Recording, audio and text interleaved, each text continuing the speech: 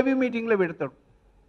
వాళ్ళు నా మీదకి అరుస్తారు, వాళ్ళు నన్ను అరే తురే అంటారు, వాళ్ళు నానా బూతులు అన్పార్లమెంటరీ వర్డ్స్, నన్ను ప్రతి ఒక్కరు నన్ను గౌరవిస్తారు, మర్యాద ఇస్తారు నా మంచితనానికి, నా ప్రవర్తనకు. అట్లాంటిది నా మీద అరుచుకుంటూ నన్ను గుటనీకి వస్తుంటే కూడా ఆయన వారించలేదు. అట్లెందుకు నువ్వెందుకు మాట్లాడుతావు, కూర్చోరా అనలేదు. అసలు ఎవరు కూర్చోవాలి రివ్యూ మీటింగ్లో? నిజంగానే హైకమాండ్ మీ ఇద్దరిని చేయమన్నదంటే మీరు ఇద్దరు ఉండాలి. మరి మిగతా వాళ్ళందరూ ఎవరు? ఓడిపోయిన వాళ్ళు ఉండాలి. పార్లమెంటరీ కాన్స్టిట్యున్సీలో కేవలం ముగ్గురమే ఉన్నాం మేము, నేను, శ్రీశైలం గౌడు అండ్ మన సుధీర్ రెడ్డి గారు. ఆయన గెలిచిండు, పాపం ఆయన కూడా వచ్చిండు. ఓడిపోయిన వాళ్ళు మేము ఇద్దరము. మరి అదేవిధంగా కేఎల్ఆర్ ఆయన కూడా ఓడిపోయింది, కానీ ఆయన శపథం తీసుకున్నాడంట. ఈ కుంతియా ఉన్నన్ని రోజులు, ఈ ప్రెసిడెంట్ ఉన్నన్ని రోజులు గాంధీ భవన్ సిడి ఎక్కను నేను, వాళ్ళని తీస్తేనే నేను గాంధీ భవన్లోకి వస్తాను. ఆయన ఒకడే కాదు, ప్రతి ఒక్కరు అంటున్నారు, అందరూ బాధతో ఉన్నారు. మరి వాళ్ళే ఉండాలి ముగ్గురు, కానీ అసలు ఏ సంబంధం లేదు. మల్కాజ్గిరి పార్లమెంటరీ కాన్స్టిట్యున్సీ రివ్యూ ఉన్నప్పుడు అక్కడ పోటీ చేసిన వాళ్ళు, ఓడిపోయిన వాళ్ళు, గెలిచిన వాళ్ళు, పోనీ ఆ కాన్స్టిట్యున్సీలో నివసిస్తూ ఆ కాన్స్టిట్యున్సీకి సంబంధం ఉన్నోళ్ళు వచ్చి కూర్చున్నారన్న దానికి అందం ఉంటుంది. కానీ ఏ సంబంధం లేనోళ్ళు, హైదరాబాద్ జిల్లాలో కూడా లేని వాళ్ళు, అట్లాంటి వాళ్ళు కూడా వచ్చి నా మీదికి వస్తుంటే నువ్వు తమాషా చూస్తున్నావంటే కేవలం నీకు చెంచాగాన్లను పెట్టుకున్నట్టే కదా, నువ్వు బ్రోకర్లను పెట్టుకున్నట్టే కదా, దారినపోయే దానేళ్లకు పదవులు ఇచ్చి నువ్వు ఈ విధంగా అందరి మీదకి ఉసుగొల్పేందుకు పనికొస్తారని చేసినట్లే కదా. వాళ్ళ పేర్లు నేను చెప్పను, పిచ్చుక మీద బ్రహ్మాస్త్రం వేసినట్టయితే వాళ్ళు బచ్చాగాన్లు, వాళ్ళు ఎసొంటి వాళ్ళు ఉన్నారు దాంట్లో. అంటే హోటల్ మే ఖానా మస్జిద్ మే సోనా అన్నట్టు అట్లా పూట గడవని వాళ్ళు పోరగాన్లు. అట్లాంటి వాళ్ళని జనరల్ సెక్రటరీలో పెట్టి వాళ్ళని దాదాలను తయారు చేస్తే అందరు భయపడిపోతారు అనుకొని నా కాలం వెళ్ళ తీసుకుంటా అని ఉత్తమ్ కుమార్ రెడ్డి అనుకున్నాడు. దానికి తోడు ఈ కుంతియా. వాస్తవంగా నేను చెప్తా, మరి అవన్నీ అయితే నా మీదకి అల్లరి అవుతుంటే నేను కూడా అరిచినా, no doubt. I'm a self respect ఉన్నోడిని, నాకు గౌరవం ఉంది. నేను కూడా హైదరాబాద్లో పుట్టి పెరిగినోడిని. దాదాగిరి క్యా చీజే మేరకు మాలూమే, పహల్వాన్గిరి క్యా చీజే మేము మాలూమే. నాకు మంది మార్బలం ఉన్నారు, కార్యకర్తలు ఉన్నారు, శ్రేయోభిలాషులు, వెల్ విషర్స్ ఉన్నారు, సత్తా ఉన్నది, నాకు ధైర్యం ఉన్నది, శక్తి యుక్తి ఉన్నది, అన్ని హంగులు గలవాడిని. ఆఫ్టర్ ఆల్ ఒక దారిన పోయే దానయ్యతో నువ్వు తిట్టిపియడము, నానా బూతులు తిట్టిపియడం, నన్ను కొట్టనీకి రావడం, ఇట్లాంటివి చేస్తుంటే నేను తమాషా చూస్తూ ఊరుకుంటానా? నేను మాట్లాడినా. తర్వాత చెప్పినా నేను I don't want to participate, ఇట్లాంటి మీటింగ్ మీరేదో చెప్తే నేను వినడం ఏందిరా, వాళ్ళు నా మీదకి ఎగబడడం ఏంది, నేను బైకాట్ చేస్తున్నా, వాకౌట్ చేస్తున్నా అని వెళ్ళిపోయినా. ప్రెస్ బ్రదర్స్ కొందరు కనబడ్డారు, వాళ్ళకు 2 ముచ్చట్లు చెప్పినా, రేపు మళ్ళీ పర్సనల్గా చెప్తా బ్రదర్ డీటెయిల్గా. ఇప్పుడైతే నేను ఇంక ప్రెస్ కూడా అడ్రస్ చేయను, ప్రింట్ మీడియా కూడా లేకుండే అని చెప్పి వెళ్ళిపోతే, ఇదేదో చేసేటట్టున్నాడు, మా బట్టలు ఇప్పేస్తాడేమో, ఎందుకైనా మంచిది మనం సస్పెండ్ చేద్దామని సస్పెండ్ చేసి they have tarnished my image in the eyes of the society. ఎన్ని టెలిఫోన్లు, ఎంతమంది సింపతి, తెలంగాణ మొత్తం గాలబెట్టేస్తామంటున్నారు కాంగ్రెస్ శ్రేణులు. ఉత్తమ్ కుమార్ రెడ్డికు హటావ్ కాంగ్రెస్ బచావ్, కుంతియాకు హటావ్ కాంగ్రెస్ బచావ్ అంటున్నారు. దిష్టి బొమ్మలు కాలుస్తాం, అజిటేషన్ చేస్తాం, హైకమాండ్ అటెన్షన్ను మేము అట్రాక్ట్ చేస్తాం అన్నా వీళ్ళని వదలం, గాంధీ భవన్లో వచ్చి కూర్చుంటామన్నా మేమంతా 1000 మంది. అది కూడా జరుగుతుంది ఈ 15 రోజులలో. తప్పకుండా కాంగ్రెస్ శ్రేణులందరూ కదులుతారు. కాంగ్రెస్ శ్రేణులే కాదు, నాయకులు కదులుతారు. చాలామంది బాధపడ్డోళ్ళు ఉన్నారు, చాలామంది నష్టపోయిన వాళ్ళు ఉన్నారు, ఎంతోమందిని అవమానం చేసిండు. కాబట్టి వాళ్ళందరూ ఇప్పుడు సమాయత్తమయ్యారు. ఇప్పుడు నేను కేవలం ఓపెనింగ్ బ్యాట్స్మెన్ మాత్రమే, ఇంకా బ్యాట్స్మెన్ చాలామంది వచ్చిండ్రు, ఇంకా స్కోర్ చేస్తూనే ఉంటారు. తక్షణం హైకమాండు దీని మీద దృష్టి సారించాలే, వాళ్ళను తప్పకుండా పదవుల నుండి తప్పించి ఏ పదవి కూడా ఇయ్యద్దు. మొన్న ఓడిపోయిన వాళ్ళు పదాధికారులు వాళ్ళు ఇంకా కంటిన్యూ అయ్యి ఇంకా పనిచేస్తారు ఆ పార్టీకి. వీళ్ళ ముఖాలు చూసే ఓట్లు పడకపాయి, వీళ్ళ ముఖాల కంటే కేసీఆర్ ముఖమే బాగుందని ప్రజలు ఓట్లు వేసిరి. వీళ్ళకు మీటింగ్ చెప్పరాదు, ఒక క్యాంపెయిన్ చేయరాదు, ఒక మేనిఫెస్టో ప్రజలకు తీసుకుపోనీకి రాదు. ప్లస్ ఇదే కుంతియా కానీ మన పిసిసి ప్రెసిడెంట్ ఏమైనా పబ్లిక్ మీటింగ్స్ పెట్టిర్రా? కేసీఆర్ రోజుకో 3-4 పెడుతున్నాడు. కొన్ని వందల మీటింగ్లు పెట్టేసిండు ఆయన, ఒక్కడు తిరిగిండు. మరి మీరేమైనా పెట్టిర్రా? మీ కాన్స్టిట్యున్సీలలోనే పనిచేస్తుంది. టికెట్లు అని జాప్యం చేసిర్రు. మీరు ఎందుకు జాప్యం చేసిర్రు? అక్కడ కుమ్మక్కయ్యారు కాబట్టి ఇక్కడ కాంగ్రెస్ను పండబెట్టాలి. ప్రజలలో ఏమొచ్చింది? వచ్చారా కాంగ్రెస్, వచ్చారా అన్నారు. రావాలిరా కాంగ్రెస్, ఈ రాష్ట్రంలో కాంగ్రెస్ రావాలి, దేశంలో రాహుల్ గాంధీ గారు రావాలి, మోదీ పరిపాలన అంతం కావాలి, ఇక్కడ కేసీఆర్ పరిపాలన అంతం కావాలి, కాంగ్రెస్ ఇక్కడ రావాలి, కాంగ్రెస్ అక్కడ రావాలి, రాహుల్ గాంధీ గారు ప్రధానమంత్రి కావాలని ప్రధానికమంతా ఎదురు చూస్తున్న తరుణంలో పార్టీని ముంచేస్తుంది కదా మీరు. అమ్ముడు పోయి మీటింగ్లు పెట్టరు. మీరు కూటమి అని, మహాకూటమి బాగానే ఉండింది, హైకమాండ్ చెప్పింది కాబట్టి చేసినాం.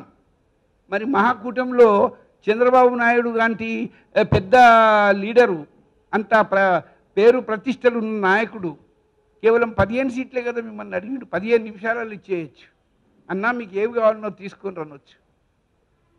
కోదండరామిరెడ్డి గారు, ఆయన కూడా ఒక గొప్ప నాయకుడు, ఉద్యమకారుడు, is a professor, is a learned person. ఆయనను అబాస్పాలి చేస్తే మీరు, ఈయనకేమున్నది, ఈయననే గెలవడు, ఈయనకేం సీట్లు ఉన్నారు. 8 సీట్లు ఇయనీకి ఆయనకు 20 రోజులు చేస్తుంది. కమ్యూనిస్టులు, కాంగ్రెస్ పార్టీ ఎంత సీనియరో కమ్యూనిస్టులు కూడా అంత సీనియర్ పార్టీ పాపం, వాళ్ళది నేషనల్ పార్టీ. వాళ్ళు ఒక 4 సీట్లు ఇయ్యండి సార్ అంటే 40 రోజులు చేస్తారు. కూటమి మీటింగులు ఎక్కడెక్కడైతాయి? దానికి ఎవడు పోతాడు? పార్టీలు ఇంకెవడు లేడా దిక్కు? మీరే పోతారా ఏడికి పోయినా? మీరు గోల్కొండ రిసార్ట్ కావాలి, మీకు గోల్కొండ హోటల్ కావాలి, పార్క్ హయాత్ కావాలి, ఇంకేదో పర్సనల్ ప్రైవేట్ రిసార్టులు కావాలి. ఇవన్నిటిని మించి ఇవి సరిపోవు కాదు కదా అని మీరు దుబాయ్లో మీటింగ్లు పెట్టి టైటక్కలు ఆడొస్తారు. ఇక్కడనేమో కేసీఆర్ అన్నీ అనౌన్స్ చేస్తాడు, కార్యకర్తలను పంపిస్తాడు, ప్రజలల్లో పోతారు, డబ్బులు పంచేస్తారు. ఈడనేమో నామినేషన్ ఇష్టానికి దిక్కు లేదు, ఎవరికి వస్తుందో ఎవరికి రాదో తెలియదు. రేపు నామినేషన్ అన్నంగా ఇల్లు టికెట్లు ఫైనలైజ్ చేస్తారు. ఏది డిసిప్లిన్? పార్టీని ముంచిండ్రా కాదా? మీరు నష్టం జరిగిందా కాదా? గెలుస్తుందన్న పార్టీకి చిచి వీళ్ళది ఏందిరా యాక్టివిటీసు? వీళ్ళు టికెట్లు ఇచ్చుకోనికే చేతనైతే లేదు, కూటమిలో అలకేట్ చేసుకోనికే చేతనైతే లేదు. వీళ్ళెప్పుడురా గెలుస్తారు? వీళ్ళెప్పుడురా రూల్ చేస్తారు? ప్రజలకు ఏమి లాభం అవుతుంది? వీళ్ళతో ఒరిగేది ఏముంది? వీళ్ళకంటే ఆ కేసీఆర్ ఆ కుటుంబమే బాగున్నదని జనం ఓట్లేసారు. ఇప్పుడు అంటుండ్రు ఈవీఎంలు అని. అరే బిడ్డ, నేను కంటోన్మెంట్ బోర్డు ఎలక్షన్స్ అప్పటి నుండి చెప్తున్నా, ఈవీఎంలు ట్యాంపరింగ్ జరుగుతాయి, అన్ని ఎలక్షన్స్ అట్లనే జరిగినాయిరా బాబు అని చెప్తే కూడా పెడచెవిన పెట్టిర్రు. ఇప్పుడు ఈవీఎంస్. మరి ప్రజలు వేసిండ్రు మీరు చేసే లెక్కలకు. దీనికి అంతటికీ మీరు బాధ్యత వహించాలి కదా. ఇప్పుడు ఇదే PCC president Ibrahimpatnam constituency example చెప్తున్నాను నేను. ఇబ్రాహీంపట్నం కాన్స్టిట్యున్సీ అది తెలుగుదేశానికి పోయింది.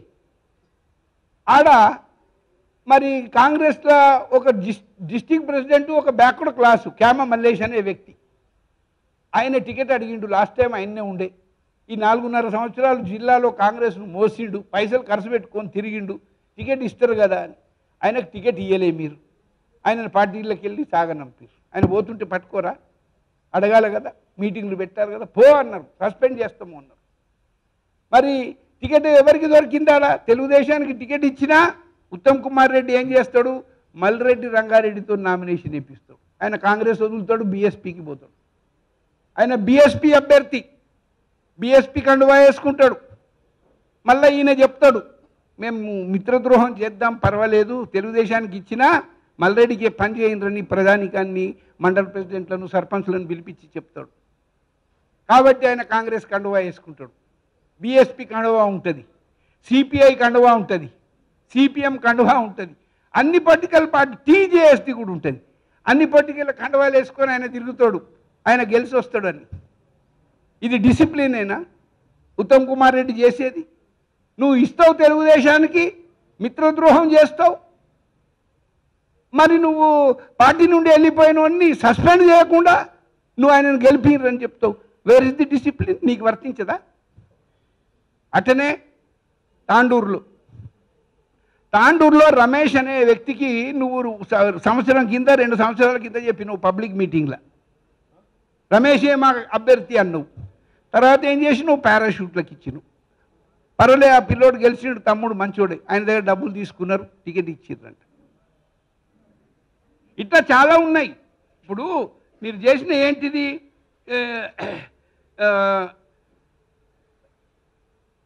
కొల్లాపూర్లో అట్లనే చేసిండ్రు, మీరు కోదాడలు అట్లనే చేసిండ్రు, హుజురాబాద్లో అట్లనే చేసిండ్రు, భువనగిరిలో అట్లనే చేస్తే, పాలేరులని ఇష్టం వచ్చిన తెచ్చుకుంటేవి. ఇవన్నీ సీట్లు నువ్వు అమ్ముకొని ఇచ్చినావు. మరి పార్టీ నష్టపోతే ఇంకా చాలా ఉన్నాయి. పైసలు ఇచ్చి అబాస్పాలైన మాకు టికెట్లు రాలేదు అనేవాళ్ళు చాలామంది ఉన్నారు. అన్నా మా దగ్గర కోట్ల రూపాయలు దండుకున్నాడు, మేము లిస్ట్ ఇస్తాం, మా పేర్లు ఇస్తామన్నా, కంప్లైంట్ కూడా ఇస్తామంటే తండ్రి తమ్ముడు గాంధీ భవన్లో కూర్చుంటా ఫాస్ట్ అండ్ టు డెత్. ఎవరెవరు మీరు నష్టపోయినరు అందరు తండ్రి, నేను సోనియా గాంధీ అమ్మకి చెప్తా, రాహుల్ గాంధీకి చెప్పి వీళ్ళ ముక్కు పిండి వీళ్ళ చెవులు పిండి పైసలు ఇప్పిస్తా వాపస్ అని చెప్పిన. అది చేయబోతా ఇప్పుడు రేపు.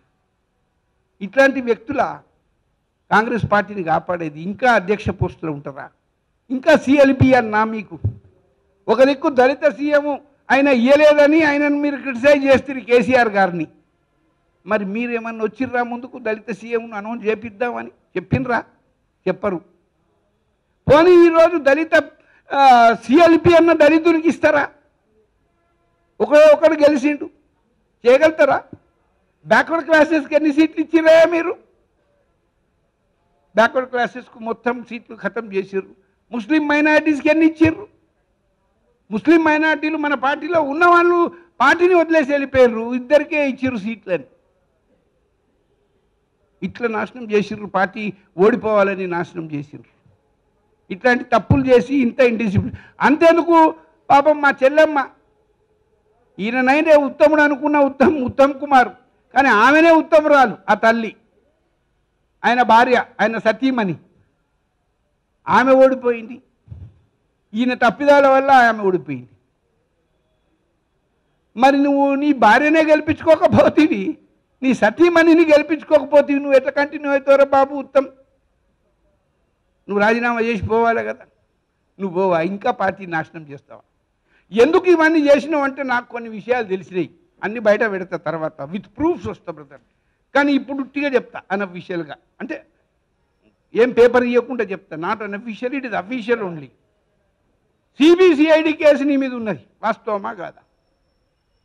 165 కోట్ల కుంభకోణం చేసినావు when you are a minister. ఇండ్లు కట్టినవో కట్టలేదో బిల్లు తీసుకున్నావంట. అది పెట్టి కేసీఆర్ నిన్ను జైల్లోకి దోస్తామనుకున్న రోజు ఒక బడా కాంట్రాక్టర్ను పట్టుకొని కాళ్ళ ఏళ్ళ మొక్కి నువ్వు ఆయనకు సరెండర్ అయిను. అన్నా నన్ను జైలుకైతే పంపకు దయచేసి, నువ్వు ఏం చేస్తే అది నీ కాళ్ళ కాళ్ళ పడి ఉంటా. పార్టీని నాశనం చేయమంటావా? నువ్వు లేవమంటే లేస్తా, కూర్చోమంటే కూర్చుంటా అని నువ్వు కుమ్మక్కైనావు. మాకు తెలియదు ఈ సంగతి, నేనే చెప్తుంటే ఊకే. ఉత్తమ్ కుమార్ రెడ్డి, చెన్నారెడ్డి గారి తర్వాత చాలా ఉత్తముడు, ఈయననే ఉండాలి ముఖ్యమంత్రి, ఈయననే ఉండాలి ఎలక్షన్ పిసిసి ప్రెసిడెంట్. కానీ ఇట్లా కుమ్మక్కై పార్టీని సర్వనాశనం చేస్తున్నాడని నాకు తెలియదు. హైకమాండ్ కూడా గమనించక ఆయననే కంటిన్యూ చేస్తూ పోయింది. ఎందుకంటే పైలట్ కదా అనుకున్నారు. పైలట్ అంటే దేశం గెలవాలని కొట్లాడేటోళ్ళు, ప్రాణాలు అర్పించేటోళ్ళు ఉంటారు. కానీ ఈ పైలట్ ఎసంటోడు అంటే బందుకు చూపించి దగ్గర ముంగడి పోయి ఎదుర్కోలేక బందుకు పడేసి కౌగులించుకునే టైపు మనిషి ఇతను. ఈ ఏకైక పైలట్ హై. तो पायलट है क्या है वो, कैप्टन है, कैका कैप्टन है जी. तो ఇట్లా చేసిండు కాబట్టి పార్టీ సర్వనాశనమైంది. నేను అడిగినందుకు నువ్వు నన్ను ఆ విధంగా వాళ్ళతో తిట్టిపించినందుకు నేను బాధపడ్డా.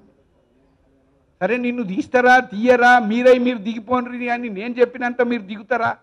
మిమ్మల్ని ఎట దించాలో నాకు తెలుసు, నేను హైకమాండ్ దగ్గర పోయి మాట్లాడి చేస్తా. కానీ నన్ను తిట్టిపించినందుకు ఇగో ఇవాళ ఈ ప్రెస్ కాన్ఫరెన్స్ నేను ఇన్ని మాటలు చెప్తున్నా. నువ్వు 2014లో కూడా మ్యాచ్ ఫిక్సింగ్లోనే సీట్ తీసుకొని గెలిచినావు. నీకు డమ్మి క్యాండిడేట్ పెట్టాలని కాళ్ళేళ్ళ మొక్కినమంట. ఆ రోజు కూడా నీకు నీ కారులో 3 కోట్ల రూపాయలు దొరికినాయి. 3 కోట్ల రూపాయలు, ఇక 10 3 నాకు తెలిసింది 3 కాలిపోయినాయి ఆ నోట్లని. అది కూడా కేసు ఉన్నది. కొందరు 7 అంటారు, కొందరు 10 అంటారు, నాకు తెలిసింది 3. అవి ఎన్నన్నా ఉండని కాలినాయి కదా పైసలు, నోట్లు. ఆ కేసు పెండింగ్ ఉన్నది. ఇవన్నిటికీ భయపడి నువ్వు కాంగ్రెస్ పార్టీని బలి చేస్తావా? నువ్వు అవసరం అనుకుంటే రాజీనామా చేసి ఇంట్లో కూర్చోవాలి. అన్నం పెట్టిన ఆ తల్లి సోనియా గాంధీకి ద్రోహం చేస్తావాను? కాంగ్రెస్ పార్టీకి సున్నం చుడతావాను? ఇది సంస్కారమేనా? నీకు సిగ్గు శరం ఉన్నదారా బాబు ఉత్తమ్? ఇన్ని రోజులు తిడుతుండే ఆయన పాపం కేసీఆర్, సిగ్గు లేనోడు, శరం లేనోడు, వీడు గడ్డం తీసుకుంటా అంటే పార్టీ అధికారంలోకి వస్తుందా, ఈయనకి దిమాగలే లేదు, ఈయనకి గుట్నేమే వేసుకో అక్కలు అన్నాడు. ఇవన్నీ నీ తిడుతుంటేమో ఎందుకురా ఎంత తిడతాడు మంచోని పట్టుకొని అనుకున్నాం. కానీ ఇవన్నీ వాస్తవాలు. అంతేందుకు ముఖ్యమంత్రి గారు గెలిచినాక కాంగ్రెస్ వాళ్ళే పూరే ఈడియట్సే అన్నాడు. ఈడియట్స్ అంటే వీడు ఏమైనా చలనం ఉన్నదా? అరే హమ్ కైసా ఈడియట్స్ అవుతారే అనాలి కదా. మాట్లాడాడు. కాగ్ రిపోర్ట్ గురించి మాట్లాడాడు. గవర్నమెంట్ను తప్పు పట్టిందంట కాగ్, అది మాట్లాడాడు. బ్యాక్వర్డ్ క్లాసెస్ రిజర్వేషన్స్ తగ్గించిండ్రు అంటే దాని మీద ఒక ఉద్యమం పిలిపియాలి. కాంగ్రెస్ పార్టీ శ్రేణులంతా ఇవ్వాలా కోమాలకు వెళ్ళిపోయినరు. అధికారం వస్తుంది అనుకుంటే ఏం పాయ కదరా, మన బతుకులెట్లరా అని మేము ఆలోచిస్తున్నాం. అట్లాంటిది మరి బ్యాక్వర్డ్ క్లాసెస్ రిజర్వేషన్స్ తీసేసిరంటే ఉద్యమం లేదు, నీకు చలనమే లేదు. వాళ్ళేమో గెలిచిన తర్వాత కూడా ఓటర్ లిస్టులు గల్లంతైనాయి, ఓట్లు నమోదు చేయండి అని ఇప్పుడు ఓట్లు నమోదు చేస్తున్నారు. నువ్వేం చేస్తున్నారో పోయి గాంధీ భవన్లో కూర్చొని రెవెన్యూ మీటింగ్లు పెట్టి డిస్ట్రిక్ట్ ప్రెసిడెంట్లు ఇస్తా ఏమి ఇస్తావు అన్నది మాట్లాడతావా? ఇంకేం పదవులు కావాలి? సమైక్యాంధ్రలో కూడా పీసీసీ ప్రెసిడెంట్లు ఉంటుంది, పెద్ద పెద్దోళ్ళు చేసిండ్రు. కానీ ఎవరు కూడా ఇంతమంది సెక్రటరీలను వేయలే, ఇంతమంది జనరల్ సెక్రటరీలను వేయలే. 300 మంది సెక్రటరీలను వేసిండ్రంట. 5 తీసుకొని 10 తీసుకొని ఎవడు కనబడతాడు? 10 లక్షలు ఇవ్వగానే ఒక సెక్రటరీ, 25 లక్షలు ఇవ్వగానే ఒక జనరల్ సెక్రటరీ. ఇవన్నిటి మీద కూడా దర్యాప్తు జరుగుతుంది, జరగాలి. వీళ్ళ మీద చర్య తీసుకోవాలి. ఫస్ట్ మాత్రం వాళ్ళను ఆ పదవుల నుండి తీసేయాలి, ఒక సమర్థులను ఆ పదవులలో పెట్టాలి అన్నది నా డిమాండ్ ఉంటుంది. వాస్తవంగా కూడా ఏఐసిసి సెక్రటరీలు ఎవరు ఉంటారండి? గులాం నబీ ఆజాద్ గారు ఉంటారు, అదేవిధంగా దిగ్విజయ్ సింగ్ గారు ఉంటారు. ఎంత పెద్ద స్టేచర్ ఉన్న వాళ్ళు ఉండాలి. వీడు సడక్ చాప్ గాడు, వీడిని సెక్రటరీ వేసిర్రు, వాడిని ఇన్ఛార్జ్ పెట్టి ఎలక్షన్ నడుపుతారండి. వాడు ఒక ఐరన్ లెగ్ కుంతియా, వాడిప్పుడు ఇండ్ల మీద ఇండ్లు, బంగ్లాల మీద బంగ్లాలు కడుతున్నాడంట. తెలంగాణ కార్యకర్తల పుణ్యమా అని పైసలు వసూలు చేసి, మై ఘర్ బన్ రూ భయ్, మేరీ బేటీకి షాదీ హై భయ్, కుస్తో బి దేవ్ భయ్. ఇక ఒక డిసిప్లిన్ ఉంటుందా బాస్? వాడు నాశనం చేసే పార్టీ. ఈ ఇద్దరు దొందే, एक छोटा आयरन लेग एक बड़ा आयरन लेग, ये दोनों मिलके पार्टी को डुबाए, ఇంకా పార్లమెంట్ను కూడా డుబాయించి ఇక ఇదేదో తమిళనాడు చేద్దామనుకుంటున్నారు కాంగ్రెస్ను. కానీ కాంగ్రెస్ పార్టీని బతికించుకుంటాం, కాంగ్రెస్ పార్టీలో ఉత్సాహాన్ని నింపుతాం, కార్యకర్తలకు భరోసాని ఇస్తాం, కాపాడుకుంటాం, ప్రభుత్వంతో పోరాటం చేస్తాం, ప్రజల పక్షాన నిలబడతాం. అంతేగాని ఇట్లాంటి ద్రోహుల చేతిలో పార్టీ పెట్టి సర్వనాశనం అవుతుంటే చూస్తూ ఊరుకోం. రాహుల్ గాంధీ గారు ఈ దేశానికి ప్రధానమంత్రి కావాల్సిందే. దానికి ప్రతి కార్యకర్త ప్రాణాలైనా అర్పిస్తాం, ఏ త్యాగానికైనా మేము తయారవుతాం. కానీ కాంగ్రెస్ పార్టీని బతికిస్తాం, సోనియా గాంధీ గారిని స్ట్రెంథన్ చేస్తాం అండ్ రాహుల్ గాంధీ గారిని ప్రధానమంత్రి చేసేందుకు యావత్ భారతదేశం అంతా కాంగ్రెస్ వైపు కదులుతుంటే, ఈడ కాంగ్రెస్ వస్తుంది అని అనుకుంటే ఈ కాంగ్రెస్ను ముంచేసిండ్రు వీళ్ళు. కాబట్టి వీళ్ళ మీద చర్య తీసుకోవాలనేసి నేను ఢిల్లీలో కూర్చుంటా. And they have damaged my reputation. Now my honour should be restored. High command దీంట్లో ఇన్వాల్వ్ కావాలి. సర్వే సత్యనారాయణను సస్పెండ్ చేస్తున్నాము, లేకపోతే మీరు ఆమోద ముద్ర వేయండి, సంతకం చేయండి అని వీళ్ళు లెటర్ పంపించే ధైర్యం ఉందా ఈ కొడుకులకు? ఆ లెటర్ చూడగానే సర్వేను సస్పెన్షన్ అంటుంది అమ్మగారు. రాహుల్ను సర్వేజీకు సస్పెండ్ కరింగే క్యా అంటాడు. ఎందుకంటే నేను నమ్మిన బంటును, నేను మిస్టర్ క్లీన్ను, వాళ్ళు ఇచ్చిన పని చేసినోడిని, వాళ్ళకి ఎంతో సన్నిహితంగా మెలిగినోడిని, కుటుంబానికి విధేయంగా ఉన్నోడిని నేను. నన్ను సస్పెన్షన్ అంటే వాళ్ళు ఒప్పుకుంటారు అనుకున్నారా? These people are living in fool's paradise. Really they are idiots. KCR గారు అన్నట్టు సిగ్గు శరం లేని నా కొడుకులు వీళ్ళు. పార్టీని ముంచుతా అంటే ఊరుకుంటారా? ఎవరు అనలేకపోయినారు. కుత కుత కుమిలిపోతున్నారు కార్యకర్తలంతా. నాయకులంతా నష్టపోయిన వాళ్ళమంతా ఏం చేద్దాంరా, ఎవరన్నా గంట కొట్టాలి కదా, ఓపెనింగ్ బ్యాట్స్మెన్ అయితే పంపాలి కదా, ఎవర్రా వస్తారు అని చూస్తున్న తరుణంలో సర్వే సత్యనారాయణ న్యాయం ధర్మం గురించి అడిగితే వేటు వేస్తారా? ఇదా ప్రజాస్వామ్యం? స్వేచ్ఛా స్వతంత్రాలు లేకుండా చేస్తారా? మరీ ముఖ్యంగా నా మీదికి దారిన పోయే దానేయాలు పంపుతారా నా మీదికి? గాంధీ భవన్లో నేను పోతే ఎంతో గౌరవం మర్యాద ఎంతో రెసిప్షన్ ఉంటుంది నాకు. ప్రతి ఒక్కరు వచ్చి వందలల్లో కలుస్తారు, వచ్చి తండాలుగా కదులుతారు, రే సార్ వచ్చిండు సార్ వచ్చిండు. అట్లాంటిది నన్ను అరే తురే అనిపించుడు, మాకు భయనుకు అనిపించుడు, ఇట్లాంటివి చేస్తే నేనెందుకు పడతా? కాబట్టి మీ సంగతి చూడాలి, పార్టీని ప్రక్షాళన చేయాలి, అందరికీ సామాజిక తెలంగాణ చేయాలి. ఎస్సీ ఎస్టీ బీసీల పార్టీ ఇది, అందరి పార్టీ, అన్ని కులాలకు సమానమైన ప్రాతినిధ్యం ఉంటుంది, దొరుకుతుంది అని ఇందిరాగాంధీ గారి జమానా నుంచి కూడా ఇప్పటిదాకా నమ్మకం ఉన్నది. ఇగో ఆ నమ్మకం లేకుండా చేసిండు ఈ ఉత్తమ్ కుమార్ రెడ్డి.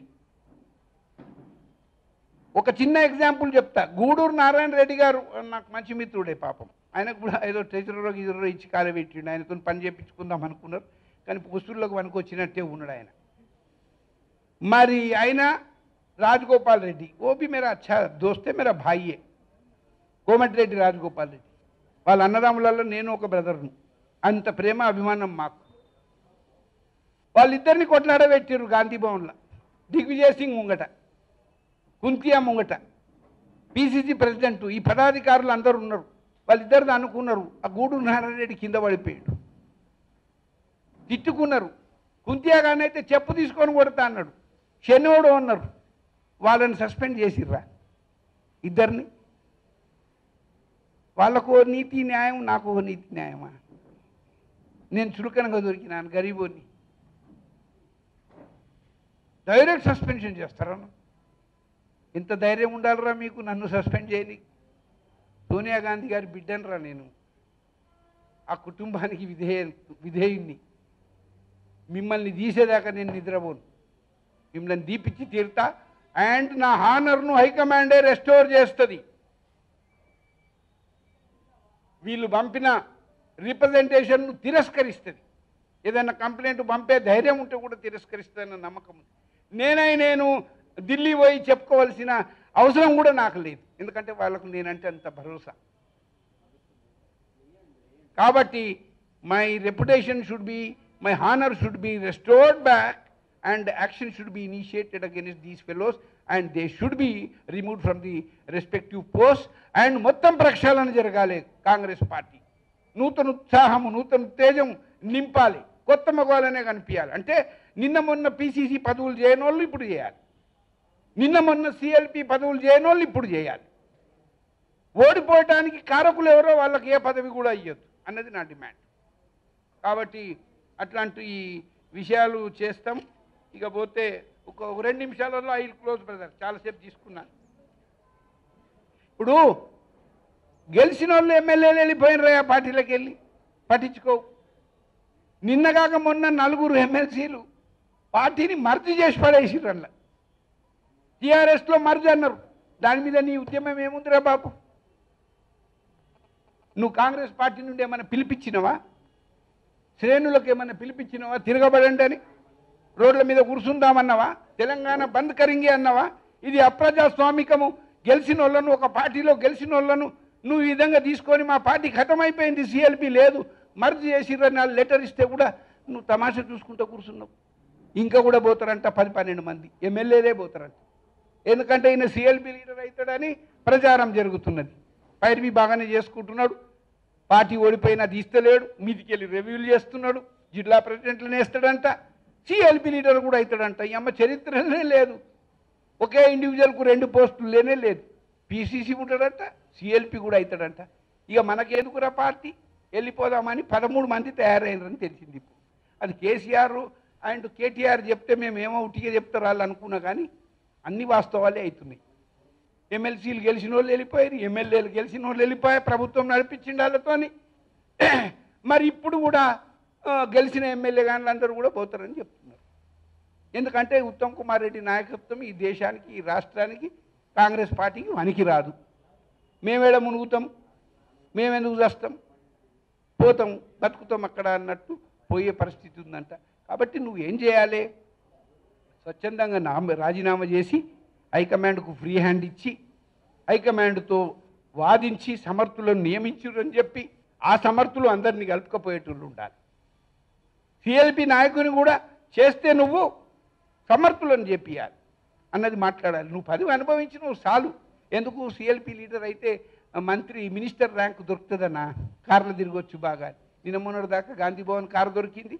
ఇప్పుడు ఈ కారు ఒక ప్రోటోకాల్, ముంగట వెనుక పోలీసు వాళ్ళు నడుస్తుంటారు, బుయ్యి బుయ్యి అనుకుంటా. అది ఉంటే చాలు నాకు కాంగ్రెస్ పార్టీ హుసేన్ సాగర్లో గెలవని అనుకుంటావా, గండిపేటలో గెలవని అనుకుంటావు. కాబట్టి నిన్ను తీపియాలి. ఇప్పుడు నువ్వు వచ్చిన తర్వాత నేను ఒక సంగతి చెప్తా బ్రదర్, నువ్వు వర్కింగ్ ప్రెసిడెంట్గా ఉంటివి 2014లో, నీ వల్ల ఓడిపోయింది. పొన్నాల లక్ష్మయ్య గారు కూడా ఉంటుంది ప్రెసిడెంట్గా, వాళ్ళ వల్ల ఓడిపోయింది అనగానే ఆయన రాజీనామా చేసి స్వచ్ఛందంగా వెళ్ళిపోయింది కదా. మరి నువ్వెందుకు పోవరా ఇప్పుడు? నువ్వు ఆ రోజే వర్కింగ్ ప్రెసిడెంట్గా ఉన్న రోజే కాంగ్రెస్ పార్టీ ఓడిపోయింది కాబట్టి నువ్వు అసలు మళ్ళీ తీసుకోవద్దు, నీకు సిగ్గు శరం ఉంటే. కానీ నువ్వు తీసుకున్నావు.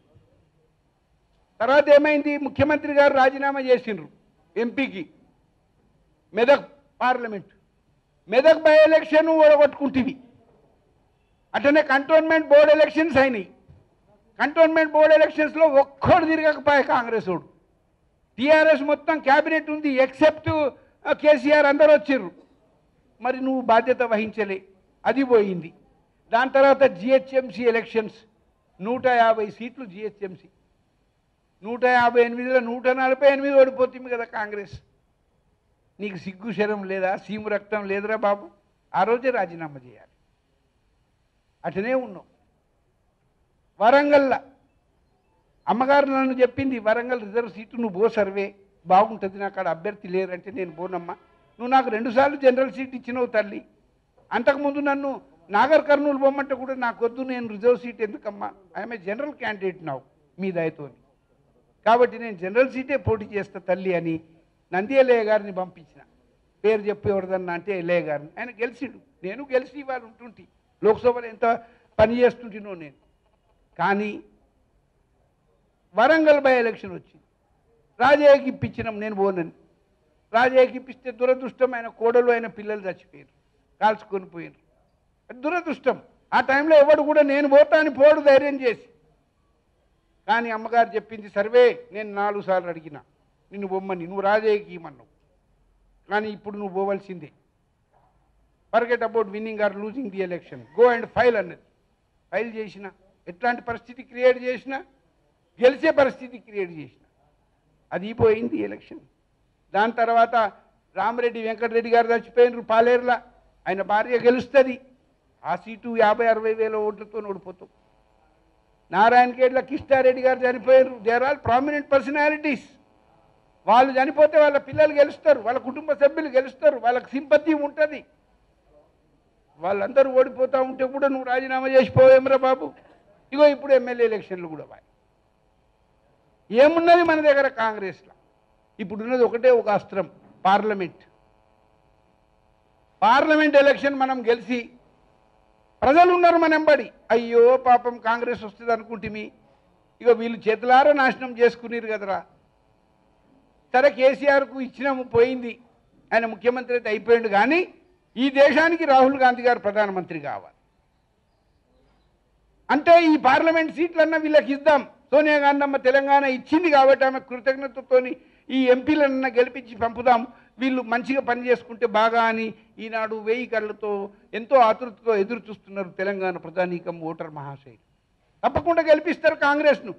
కానీ ఇదే నాయకత్వం ఉంటే మళ్ళీ ఈ ముఖాలను చూసి ఓట్లేయరు. ఇవి ఐరన్ లెగ్స్ అయిపోయి ఈ ముఖాలను చూస్తే మళ్ళీ ఓటు వేయడా. కాబట్టి వీళ్ళని పక్కకు జరిపి ఎలక్షన్కు పోదాం. 17 సీట్లలో మెజారిటీ సీట్లు మనం గెలుద్దాం, ఛాన్సెస్ ఉన్నాయి గెలిపించేందుకు. అట్లాంటి వ్యక్తులను పీసీసీ చేద్దాం, అట్లాంటి వ్యక్తులను సిఎల్పి చేద్దాం. మిగతా వర్కింగ్ ప్రెసిడెన్సీ అనుకోండి, మిగతా ఆఫీస్ బేరర్సీ అనుకోండి, మొత్తం అంతా ప్రక్షాళన చేసి సమర్థులకు ఇచ్చి ప్రజల ముందుకు పంపిస్తే కాంగ్రెస్ పార్టీ బతుకుతుంది రేపు రాబోయే రోజులలో. అంతేగాని కాంగ్రెస్ పార్టీని మర్చిపోవలసే పరిస్థితి వస్తుంది. ఇటనే ఉంటే వీళ్ళుంటే. కాబట్టి వాళ్ళని తీసేయాలనేది నా ఉద్యమం. తప్పకుండా నేను హైకమాండ్ దగ్గర చెప్తా. ఇప్పటికే వాళ్ళకి తెలిసింది. ఢిల్లీ నుండి నాకు టెలిఫోన్స్ వస్తున్నాయి. మొత్తం తెలంగాణ నుండి ప్రజానీకము అభిమానులు టెలిఫోన్లు చేస్తుర్రు. అన్నా నువ్వు ఒక పిలిపిస్తే చాలు మొత్తం తగలబెట్టేస్తామన్నారు. కానీ నేను ఆగండి, పార్టీకి వ్యతిరేకంగా ఏది చేయొద్దు, హైకమాండ్ ఏదో నిర్ణయం తీసుకుంటుంది, మనం చూద్దాం, తప్పకుండా మనకు న్యాయం జరుగుతుంది తమ్ముడు, మీరు ఎవరు అధైర్యపడకండి, నాకేం కాలేదు, ఎవడో దారిన పోయే దానయ్య, ఎవడో బచ్చాగాడో లుచ్చాగాడో నన్ను సస్పెండ్ అని టీవీ ఛానళ్ళల్లో పెట్టి లేకపోతే యూట్యూబ్లలో పెట్టినంత మాత్రాన నేను పార్టీలో లేకుండా పోయినా, నేను పార్టీలోనే ఉన్నా, ఇంకా ఇంకా బలపడతా. తప్పకుండా హైకమాండ్ బ్లెస్సింగ్స్ నాకు ఉన్నాయి. నేను కష్టపడతా, పనిచేస్తా. మీరందరూ కూడా పార్టీ గురించి సమాయత్తం కండి, పార్టీని బతికించుకుందామని నేను పిలిపించిన బ్రదర్. ఇగో ఈ విషయాలు చెప్తామని వచ్చిన. Thank you.